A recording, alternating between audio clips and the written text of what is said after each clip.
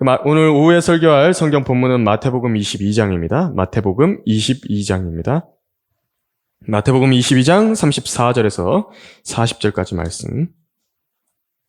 한편 바리새인들은 주께서 사두개인들을 조용하게 만드셨다는 말을 듣고 다 함께 모였더라.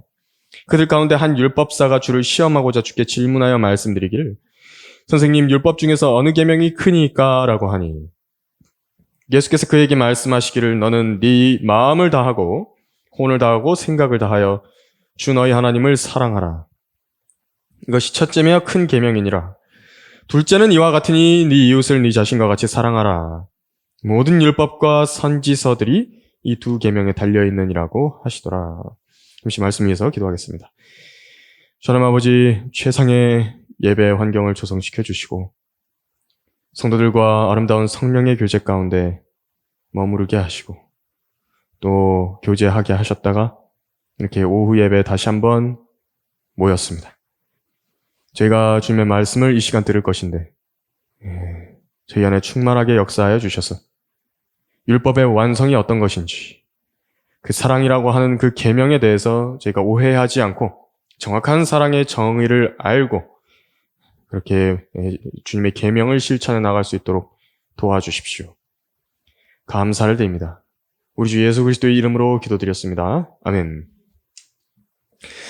오늘 오후 설교의 제목은 율법의 기초와 완성, 사랑이라는 제목으로 설교하겠습니다. 율법의 기초와 완성, 사랑. 율법의 밑바탕에 깔려있는 것이 사랑인 것과 동시에 율법을 행하는 것 자체도 이제 사랑을 기준으로 해야지만이 온전하게 수행할 수 있게 되는 것입니다. 이 성경을 잘 아는 사람들이 좀 가끔 보이죠? 이제 그런 사람들한테 질문하고 답하고 토론하고 하는 것은요, 유대인들의 오래된 성경 공부 방법입니다. 원래 유대인들은 아버지가 아들을 가르쳐 줄 때에 이런 식으로 성경을 가르칩니다. 그래 왔습니다. 이것은 아마 아브라함 때부터 유래했을 것입니다. 이 방법을 차용해서 랍비라는 사람들이 토론하는 것을 이제 습관을 들인 것인데 사도행전에서도 바울이 토론하는 장면이 나오죠. 사도행전 17장 17절이라든지 19장 9절이라든지 이것이 바로 성경 공부 방법입니다. 예수님의 초림 당시 이런 토론이 종교 분파끼리는 논쟁이 일어난 것인데 정치적인 권력 유지를 위한 싸움에 가까웠다 그럽니다.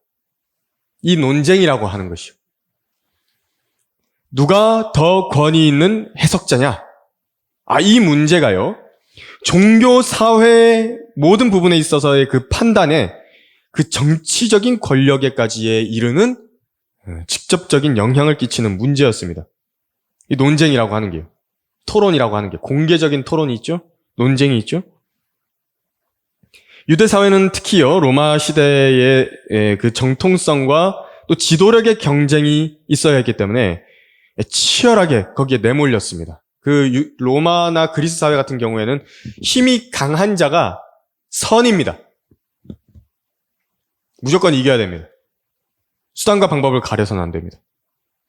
이것이 사회 풍토였습니다. 그리스 로마 시대엔. 약한 사람은 죽어도 됩니다.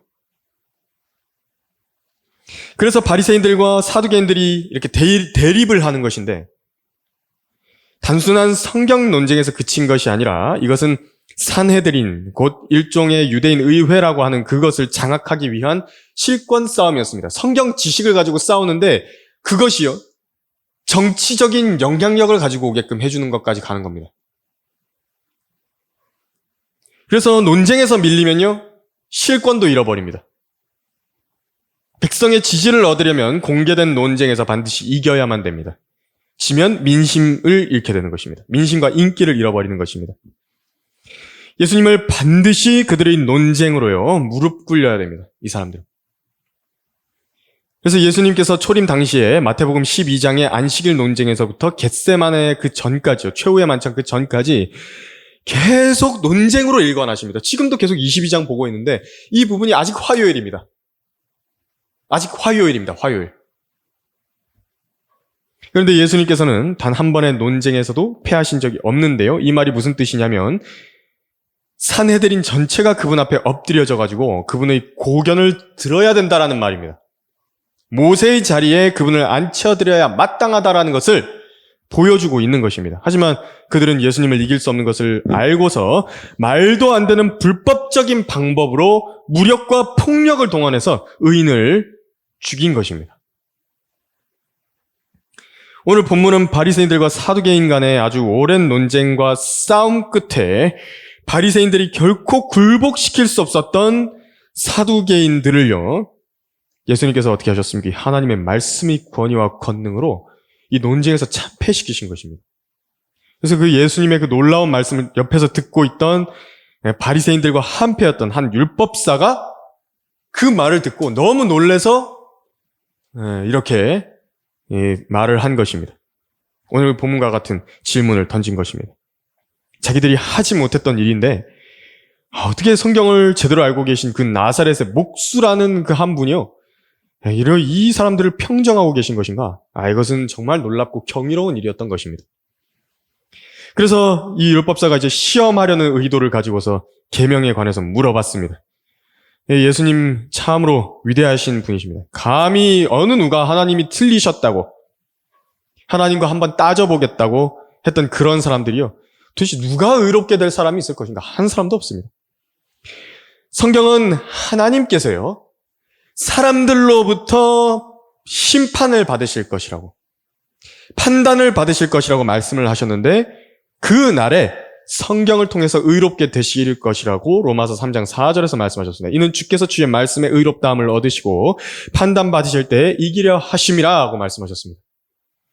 그러니까 바리새인들이나 사두개인들은 성경을 잘 안 게 아닙니다. 성경을 잘 안 게 아니라 그들의 그 탈무드라든지 랍비들의 가르침을 잘 안 것이지 성경을 잘 안 게 아니었습니다. 하지만 그것은 모든 종교가 마찬가지입니다. 개신교계든지 또 카톨릭이라든지 그들도 다 마찬가지입니다. 성경에 써 있는 말씀이 어떤 말씀이냐, 이걸 잘 아는 것이 바로 하나님께서 원하시는 것인데, 그들은 다 다른 데다가 막 신학 대전이라 가지고 막 이런 책들 있죠.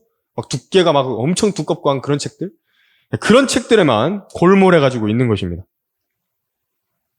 그러나 하나님께서도요, 자기 말씀에 의해서 판단받으시는 것입니다. 의롭다함을 얻으시는 것입니다. 성경입니다. 성경. 그래서 하나님께서 그렇게 하시는데, 그렇기 때문에 성경을 잘 안다라는 것은 엄청난 영광입니다. 그 40절에서는 구약과 관련해서요, 구약 성경과 관련해서 이 두 가지 계명을 말씀하시면서 여기에 그 두 가지, 여기에 그 구약 성경이 달려있다라고 예수님께서 평가하셨습니다. 그렇다면 우리는 진지하게 오늘 본문의 말씀, 이 성경 말씀을 깊이 숙고해 볼 필요가 있습니다. 그래야 우리가 또 아무에게도 판단을 받지 않게 되는 것입니다. 율법의 기초와 완성, 사랑. 첫 번째로 이 본문을 통해서 알 수 있는 것은 열린 귀를 가지고 있다라고 한다면 주님께서는 진리를 알려주신다는 겁니다. 34절, 35절 보시면, 한편 바리새인들은 주께서 사두개인들을 조용하게 만드셨다는 말을 듣고 함께 모였더라. 그들 가운데 한 율법사가 주를 시험하고자 주께 질문하여 말씀드리기를 이라고 말했습니다. 이 사람의 마음이라고 하는 것은요, 한 겹이 아닙니다. 여러 겹이 겹쳐 있을 수 있습니다. 그래서 때로는 자기도 자기 마음의 그 갈피를 잡기 힘들어하는 경우들도 많이 있습니다. 이 율법사는 첫 번째로 주님을 시험하려는 의도를 갖고 있었죠. 또 마음 한편에는요, 그 두 가지가 있는 것입니다. 한편으로는 대답을 잘 하신 것을 자기가 들어보고는 놀라워한 것입니다. 그 두 가지입니다. 이 사람은 그래도 좀 무지해서 그렇죠. 진리에 관해서는 그나마 열린 마음을 갖고 있었습니다. 성령 하나님께서는 가끔 우리의 발걸음을 죄인들에게로 인도하셔서 이런 사람들을 만나게 하시기도 하십니다. 거리에서 특히 그렇게 하십니다. 이 성경대로 믿는 사람들을 이단이라고 정죄하거나 비판하는 그런 사람들도 만나게 하시죠. 그때 자기가 아는 답, 정확하지도 않은 답을 정해놓고 들을 생각이 없는 그런 사람들 말고요, 사람이 진리에 대한 열린 마음이 있다라고 한다면 정말 진리가 무엇인지, 하나님의 말씀이 무엇인지 알기 원하는 사람에게는 기회를 주셔서 들을 수 있게 해주시는 것입니다. 물론 이 율법사가 회개하지 않았듯이요, 그 사람도 회개하지 않을 수는 있습니다. 그렇지만 이것이 아주 의미 없는 일은 아닙니다. 그래서 주님께서도 친절하게 이 사람의 질문에 대해서는요, 공격이라든지 어떤 함정 같은 것을 놓지 않으시고 그대로 가르쳐 주십니다. 율법의 핵심이 뭐냐? 율법에 그 수많은 계명들이 있는데 랍비드에 따르면 600개가 넘는 계명들이 있다고 그러죠, 모세오경에. 그 중에서 가장 큰 계명이 뭐냐? 율법사가 궁금해서 물어봤는데 예수님께서는 핵심을 집어내고 계신 것입니다. 이 율법사는 시험하려는 의도 외에도 정말 알고 싶은 마음이 있었습니다. 이 계명이 굉장히 중요한 부분인 것은요, 왜냐하면 지금 이 경륜, 아직 율법 시대죠? 구약입니다, 아직. 그리고 또 대환란이라든지 천년왕국에서는 이 계명들을 지키지 않는다라고 한다면 그 사람은 영생을 얻을 수 없습니다. 부활할 수도 없습니다. 그러면 아무리 구약에 그 많은 약속들이 주어져 있다 하더라도 계명을 지키지 않은 유대인들이 어떻게 그 하나님의 나라라고 하는, 그러니까 예수 그리스도께서 세우실 눈에 보이는 왕국에 들어갈 수 있겠습니까? 이들은 교회 시대 성도들과 다르게 계명을 지켜야만 영생을 상속받을 수 있는 것입니다. 지금 우리가 살고 있는 은혜 시대, 교회 시대를 제외하고 모든 시대에는 영생을 얻기 위해서는 계명들을 지켜야 되는 것인데, 특히 앞으로 교회 휴거 이후에 대환란이 오게 되면 그 계명에 대해 직접적인 시험을 받게 되죠. 우리는 대환란 통과 안 합니다. 너무 마음 편합니까? 한숨 놓인다고 안도할지도 모릅니다. 하지만요, 물론 우리가 대환란에 들어가지는 않지만 설령 지금 은혜 시대라 할지라도 그 믿음의 수준이 이 대환란에서 이제 적그리스도에게 경배하라는 국가의 요구, 짐승의 표를 받으라는 요구, 예수 그리스도를 믿는 형제를 고발해서 넘기라는 요구, 이런 것 같이 극심한 시험을 받거나 어떤 상황에 처해 있다 하더라도, 목배임의 상황에 처해 있다 하더라도 예수님을 부인하지 않고 시인하는 굳건한 믿음의 수준이 그 환란 시대 성도들의 그 믿음의 수준인 것인데, 우리의 수준이 거기에서 덜 떨어져야 되는 게 아닙니다. 하지만 오늘날 대부분의 성도들은요, 자신이 예수 그리스도를 믿는 사람임을 드러내려고 하지 않죠. 심지어 자기가 조금 이렇게 생활 가운데서 어려운 일을 당했다. 내게 조금만 무슨 일이 있다. 피해와 불편이 예수님으로 인해서 올 것 같다라고 한다면 하나님과 했던 약속, 특히 그분의 명령들을 아주 쉽게 저버리듯이 하는 것이 오늘날입니다.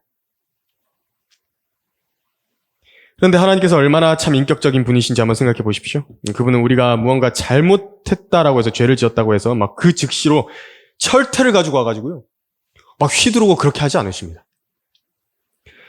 갓난 아기들이 밥을 먹는데 밥을 잘 먹지 못한다 그래서 막 답답해하지 않으십니다. 그에 맞게 이제 젖을 먹이시는 것입니다.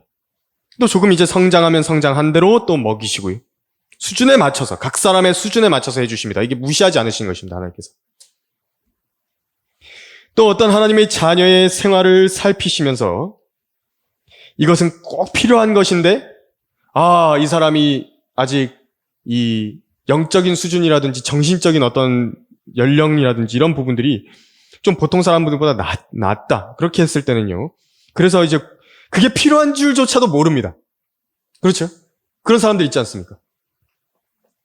그건 꼭 필요한 건데 구하지 않고 있다라고 한다든지, 하나님의 자녀의 그 자녀가 이제 자기가 그 부분을 깨닫지 못하고 있다라고 한다면 그 사람의 어리석음을 일깨우시기 위해 하나님의 방법으로 이제 그 사람을 하나씩 다루시는 것입니다. 그리고 이제 어떻게 하시냐니까 이 사람의 기도를 바로 잡아 가십니다. 기도가 바로 잡힌다고. 마땅히 하나님께 구해야 하고, 구해서 또 받은 것에 구해서 이제 받았죠, 내가 구해서. 그럼 이제 그것에 대해서 감사를 돌리는 사람으로 만드십니다. 그러니까 하나님께서 어떤 것을 주실 때는요, 사람이 필요를 느끼지 못하는데, 그게 내가 당장 필요한 것인지 그걸 느끼지 못했는데 하나님께서 그것을 채워주셨다고 해서 그 사람이 감사하지 않습니다.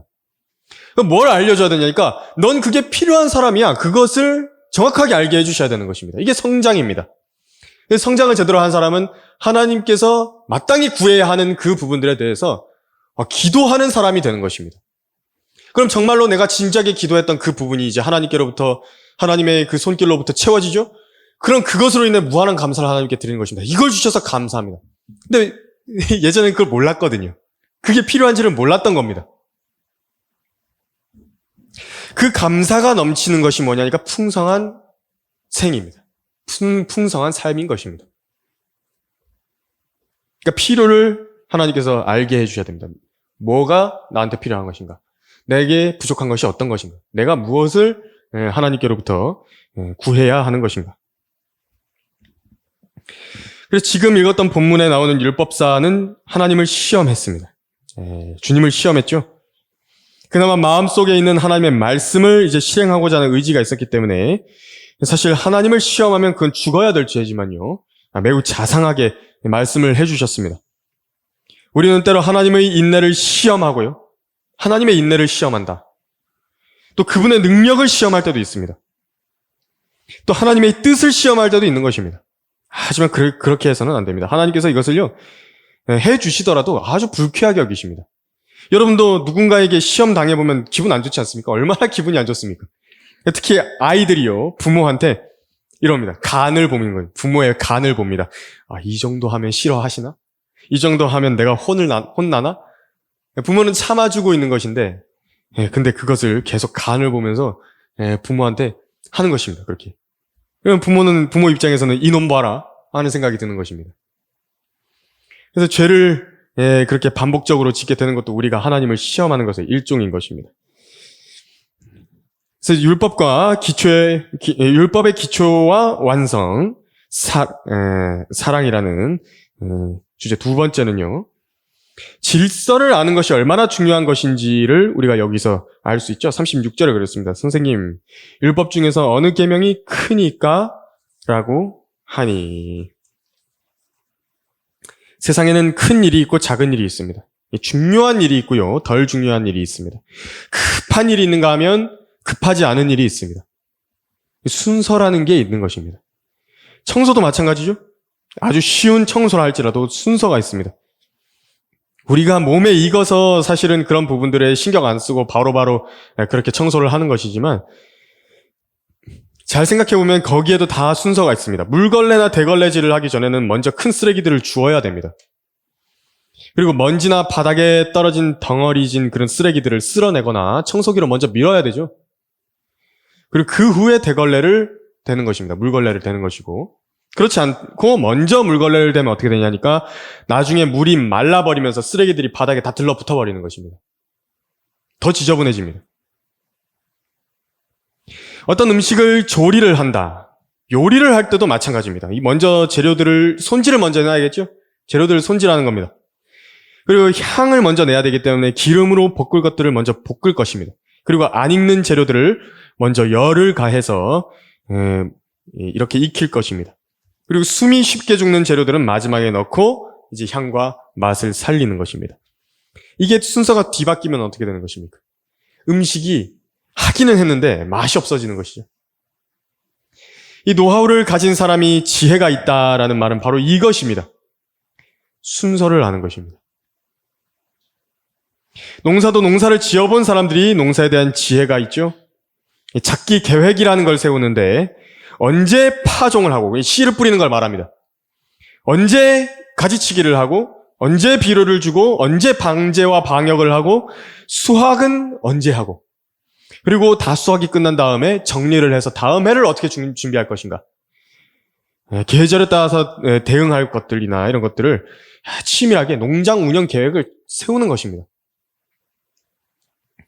그래서 무엇이 우선순위냐 하는 것은요, 사실 그래서 모든 지혜에 있어서 시작입니다. 이 질서입니다. 질서와 관련이 있는 것입니다.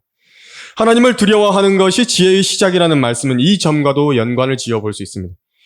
하나님께서 그분을 의식하고 두려워하며 늘 하나님의 말씀의 기준에서 우선적으로 주의를 기울이는 사람은 바로 하나님의 선물로 이러한 지혜를 받게 됩니다. 지혜가 없는 사람은 무엇을 우선적으로 해야 되는지, 어떤 것이 큰일이고 어떤 것이 작은 일인지, 무엇이 급한 것인지, 무엇이 좀 나중에 해도 되는 일인지를 판단하지 못합니다. 지혜가 없으면 그렇게 됩니다. 사람의 손에서 나온 모든 수고와 일, 그것은 우리가 먹고 살기 위한 것입니다. 자기 자식들을 살게 하기 위한 목적이고 생명을 유지하기 위한 일인데 우리가 일을 하는 것은요. 그런데 정작 이 사람이요. 죽음의 문제를 해결하지 않고서 살아가는 것이 바로 세상에 있는 죄인들입니다. 거듭나지 못한 죄인들. 그 사람들입니다. 죽으면 어떻게 되는지를 분명히 결론을 지어놓고 살아야지 어떤 목표를 갖고 내가 어떻게 살아야 하는지를 정확하게 기준을 세워놓고 내가 살 것인데 사람들이 그것을 알고 발견하기 위해 노력을 기울이지는 않는 것입니다. 세상에 많은 학문들과 대학 교수들과 대학의 학과들이 이렇게 막 질비해 있지만 이 죽음에 관한 문제를 제대로 연구하고 다루는 사람들은 없는 것입니다. 세상이 정말 우연히 만들어지고 모든 경이롭고 신비한 생명들까지도 모두 자연 발생한 것인지 정말 그렇게 우연히 생겨날 수 있는 것인지 아니면 누가 도대체 왜 이것을 만들어 놓았는지 그걸 자기가 먼저 알아야 될 거 아닙니까? 그것도 모르는 상태에서 어떻게 자기 인생의 의미를 찾는 게 도대체 무슨 가치가 있습니까? 사는 이유를 배워야죠. 사람들은 이 답을 알 수는 있지만요. 자기가 열심히 찾으면 알 수 있다는 걸 알지만 다 회피하고 도망갑니다. 왜냐하면 자기가 마주해야 되는 현실이 너무 두렵기 때문인데 네 하나님을 만날 준비를 하라. 하나님께서 선이든지 악이든지 모든 행위와 모든 은밀한 것들을 심판하실 것임이라 하신 그 말씀을 견디지 못하기 때문에 그런 것입니다. 자기 죄 심판받을 게 이제 두렵거든요. 그래서 지금 주님께서는요, 율법을 정리를 해놓으셨습니다. 두 가지 계명을 축약해서 정리하셨습니다. 순서도 정해주셨습니다. 율법의 기본이 되는 그 바탕이 되는 정신, 밑에 무엇이 깔려있냐니까 사랑입니다. 그 딱딱해 보이는 율법의 밑바탕에 바로 사랑이 깔려 있었습니다. 그런데 여러분 그거 아십니까? 세상의 모든 종교들도요, 다 이 세계 평화와 사랑을 주장합니다. 이웃 사랑과 형제 애를 강조하는 것입니다. 모든 세상의 종교들은 다 그렇습니다.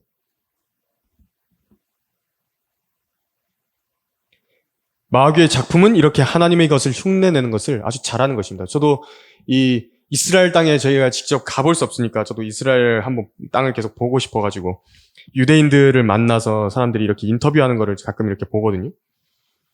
그런데 이제 그 유대교에서도 이 이야기를 차용을 하는 것입니다. 세계 평화, 형제 사랑. 특히 뭐 유대교의 그 신비주의 종파라고 하는 카발라라고 하는 게 있는데 거기서도 막 자기들끼리 막 이렇게 종교적인 해석을 막 가미를 하면서 구약 성경을 갖다 놓으면서 계속 그 얘기만 하는 것입니다. 이웃 사랑과 형제 사랑. 그런데 바로 여기에 마귀의 모조품이 드러나는 것은 바로 이 순서의 문제에 있는 것입니다. 온전한 지혜와 질서는 하나님을 첫째로 사랑하라. 이 하나님의 사랑과 사람을 사랑하는 것이 충돌되는 시점이 있습니다.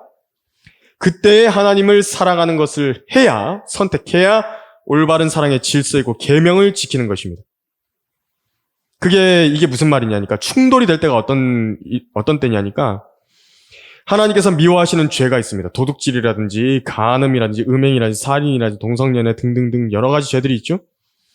그리고 또 하나님을 모독하는 일들이 있고요. 하나님의 말씀을 변개하는 일들도 있고요. 그런 것들에 대해서 어떤 사람이 행할 때예요.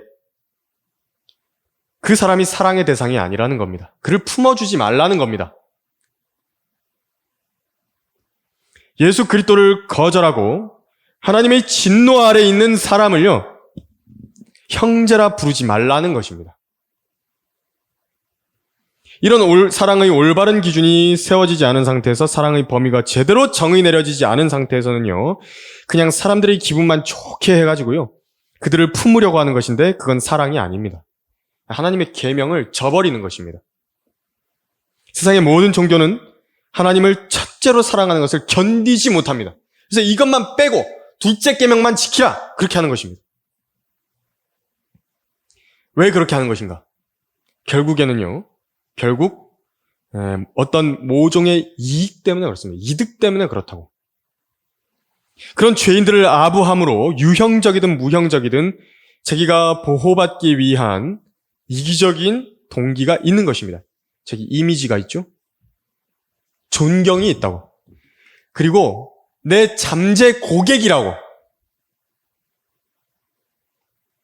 내가 하나님을 더 사랑함으로 그들에게 듣기 싫은 말을 해가지고 나에게 등을 돌리게 된다면 내가 감당해야 되는 일들이 너무나도 두려운 것입니다. 그래서 그 비겁함을요, 사랑이란 걸로 포장한 겁니다. 율법의 기초와 완성, 사랑. 세 번째로 계명을 지키는 사람들이 돌아봐야 될 내용에 대해서 예수님께서는 말씀하셨습니다. 37절에서 40절까지 예수께서 그에게 말씀하시기를 너는 네 마음을 다하고 혼을 다하고 생각을 다하여 주 너희 하나님을 사랑하라. 이것이 첫째며 큰 계명이니라. 둘째는 이와 같으니 네 이웃을 네 자신과 같이 사랑하라. 모든 율법과 선지서들이 이 두 계명에 달려 있느니라고 하시더라. 이 계명들은 성령으로 거듭나서 들어가는 그 하나님의 나라와는 관계는 없는 것입니다. 눈에 보이게 나타나는 실제적인 그 왕국을 말하는 것입니다. 거기에 들어가려면 몸으로 행해서 지켜야 되는 도덕적인 계명인데요. 하나님을 사랑하라. 또 네 이웃을 사랑하라는 계명이 분명하게 나와 있습니다만 이 대상을 정확하게 알아야 됩니다. 이 말씀을 받고 있는 유대인들이죠. 지금 이 사람들이. 그래서 교리적으로 먼저 살펴보면 그들의 형제들이 있습니다. 이스라엘 민족에 속한 유대인들을 사랑하라는 것이 지금 이웃 사랑입니다. 그리고 또 그리스도인들에게 있어서 이 계명을 이제 영적으로 우리가 교훈으로 받을 때는요, 그리스도인들에게도 이웃이라고 말씀하신 대상이 있습니다. 에베소서 4장 25절에서 이렇게 써 있습니다.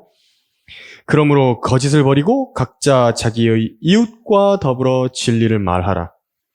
이는 우리가 서로 지체이기 때문이라 라고 말씀을 하셨습니다. 그러니까 그리스도인들에게 있어서 이 이웃이 서로 지체가 바로 그 이웃이다라는 정의를 내려주신 것입니다.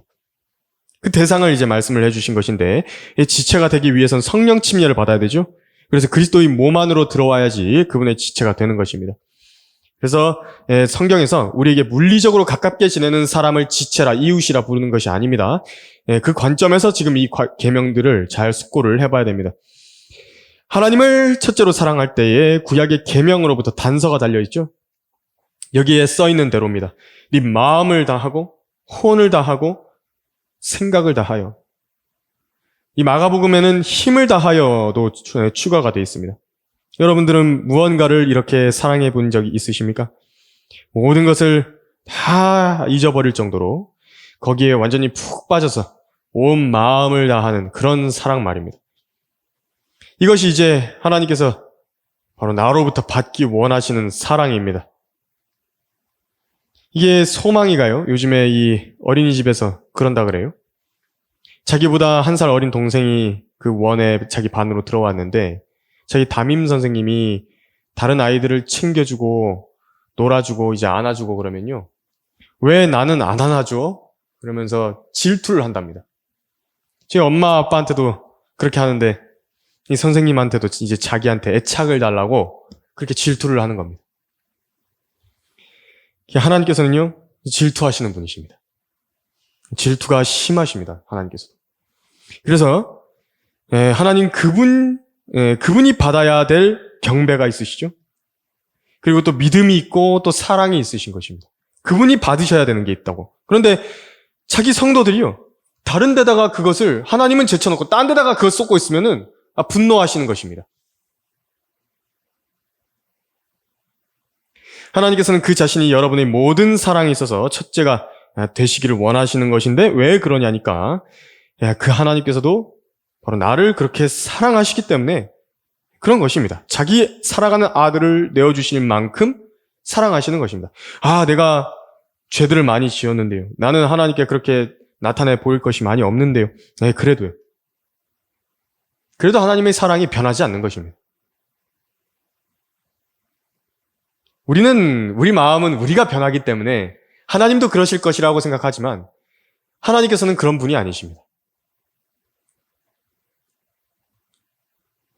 이 첫째 계명을 준수하는 것의 본은 이제 예수님께서 보여주셨죠.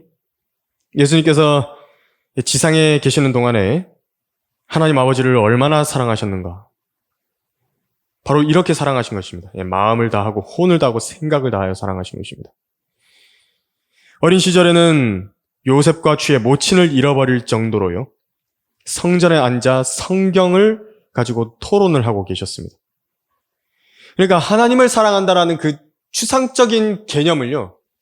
어떻게 실제적으로 우리가 눈으로 확인하냐니까 성경을 그렇게 사랑하는 것을 말하는 것입니다. 성경을 공부하는 것. 그것을 그렇게 열정을 내고 하나님을 향해서 성경을 수호하고 지켜내고 또 성경을 다른 사람들에게 알려주려고 애쓰고 하는 그것이요.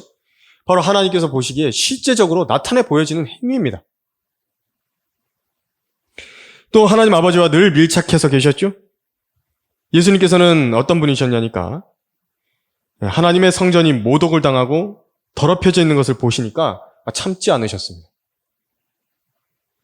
주의전을 위한 열성이 그분께는 가득했던 것입니다. 예수님께서는 하나님께 기도하셨습니다. 어떻게 기도하셨냐니까 밤을 새워서 여러 번 기도하셨고 때로는 깊은 고뇌와 슬픔 가운데서 땀이 핏방울이 되도록 기도를 하셨다라고 하셨습니다. 여러분들 이렇게 기도해 보신 적이 있으십니까? 밤을 새워가지고 진짜 한 잠도 안 자고 그런 어떤 쓸데없는 이야기 말고요. 예수님께서 막 쓸데없는 이야기하면서 이상한 반복 같은 거 막 해가면서 그렇게 기도하셨겠습니까? 그러지 않으셨습니다. 그런데 무슨 할 말이 그렇게 많으신지 그렇게 밤을 새워서 할 얘기가 있으신 것입니다. 하나님께요. 예수님이 바로 그런 분이셨습니다. 생각을 다하신 것이죠. 자기의 지성을 다하신 것이라고, 혼을 다하신 것이라고. 그리고 또 예수님께서는 힘을 다해서 사랑하셨습니다. 하나님께서 맡겨주신 일들을 수행하기 위해서요. 목이 마르셨다 그랬습니다. 목이 마르다고.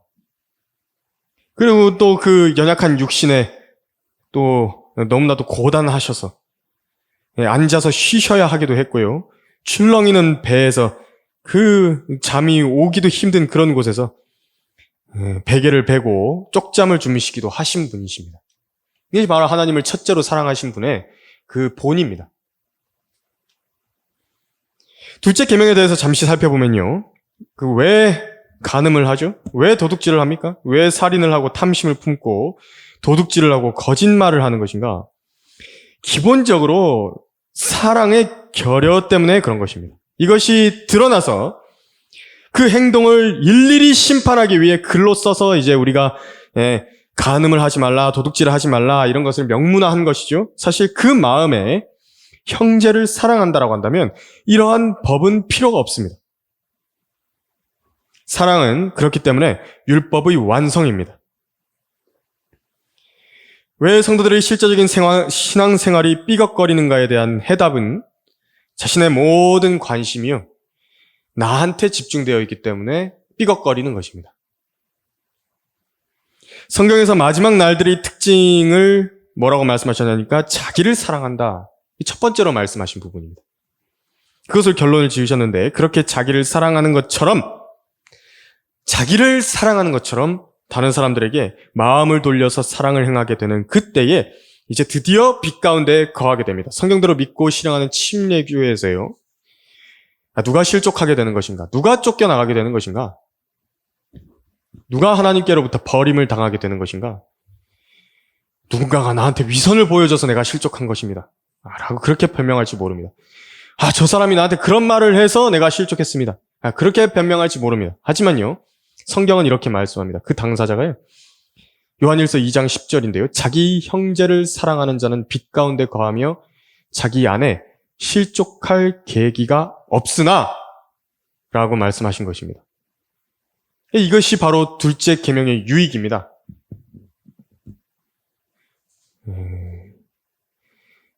그래서 실족하지 않기 위해서는 내가 사랑을 행하는 사람이었으면 된다는 말이죠. 사랑은 무슨 항상 순에 빠져서요. 모든 것을 품어주는데 심지어 죄까지도 품어주고 무슨 싫은 소리 한마디도 못하고 살면서 억지로 실실 웃으면서 다녀야 되는 것이 사랑이 아니라요. 그런 건 사랑이 아닙니다. 이 말로만 하는 것이 사랑도 아닙니다. 이 행동과 진리로 하는 것이 사랑입니다. 실제적으로 자기 몸을 움직이는 것이고요. 그 형제 자매들을 위한 행동이요. 진리라는 테두리가 있는데 그 안에서 행해져야만 됩니다. 그 진리에서 벗어났기 때문에, 그 테두리에서 벗어났기 때문에 불륜도 사랑이라고 부르는 것이고, 자유연애도 사랑이라 부르는 것이고, 동성연애도 사랑이라 부르는 것입니다. 그리고 그걸 전부 다 혼합해서요. 그 전부 다 혼합한 괴물을 만들어 놓고 그걸 종교라는 이름으로 탁 들이내놓고 형제를 사랑해야 된다고, 이웃 사랑해야 된다고 그렇게 거짓말을 하는 것입니다. 우리는 절대 그래서는 안 됩니다. 오늘 우리는 이렇게 예수 그리스도께서 말씀하신 계명에 대한 그 율법의 그 구약의 핵심적인 부분을 우리가 한번 살펴본 것인데, 유념하실 부분은요, 이 사랑을 실행에 옮기려 할 때 그것이 여러분들의 모든 순간에 마음을 내가 흥분되게 만든다든지 따뜻하게 만든다든지 마음에 불편한 것이 없다든지 좋아서 날아가 버릴 것 같다든지 하지 않는다는 것입니다. 성경에서 사랑은 감정과 1차적으로 분리가 됩니다. 감정은 올 수도 있고 아닐 수도 있습니다. 사랑은 행동 그 자체이고 수고 그 자체입니다. 오히려 이 사랑을 행하려고 할 때는요, 육신적으로 고단하고요, 그 마음에 불편하다고. 사랑이라는 것은요, 오래 참음 그 자체입니다. 내가 오래 참았다. 그게 사랑입니다. 친절하게 행동하는 그 자체입니다. 마음속으로부터 끓어오르는 시기가 있죠. 그걸 잘라내는 것, 그것 자체가 사랑이고요. 쓴뿌리가 나와서 나를 괴롭히는데 내가 기도라는 그 제초제를 통해서 뿌리까지 삭아버리게 만드는 것, 그 자체가요, 사랑입니다. 내가 그렇게 할 때 사랑을 한 것입니다. 성경적인 사랑입니다, 이것이. 내가 당연히 사랑을 보여준 일들이 있죠. 내가 사랑을 보여준 일들이 있는데 당연히 내가 칭찬을 받아야 되는 일들이 있습니다. 그런데 그것에 대해서도요, 자랑하면서 생색을 내지 않는 것, 그것이 바로 사랑입니다. 내가 그걸 안 했더니 그것 자체가 사랑이라는 겁니다. 내가 어떤 일들을 했다, 주님을 섬겼다, 성도들을 열심히 섬겼다, 그런 사랑을 보여준 그런 일들로 인해서도요, 교만해지지 않고 나의 모든 선한 일들도 과거로 묻어버리는 것, 이것이 사랑입니다. 아무리 내가 그 사람과 불편한 관계이고요, 틀어진 사이에 있다가 할지라도 끝까지 예의를 지키고 내가 정도에서 그 사람을 대한다, 원칙대로 그 사람을 대한다 하는 것이 사랑입니다. 결례하지 않는 것입니다. 다른 사람들의 유익을 위해서 무엇을 더 할 수 있을까 고민하는 것, 그것 자체도 사랑입니다. 급히 성내지 마십시오. 또 악을 생각하지 마십시오. 불의에 대해서는 단호하게 책망하십시오. 진리를 사랑하는 사람들과 함께 하나님의 말씀으로 인해서 기뻐하십시오. 이렇게 성경적인 사랑을 행한 사람들한테는요, 하나님께서 앞으로 올 하나님과 그리스도의 왕국에서 상속을 아주 크게 예비해 두신 것입니다. 기도하겠습니다.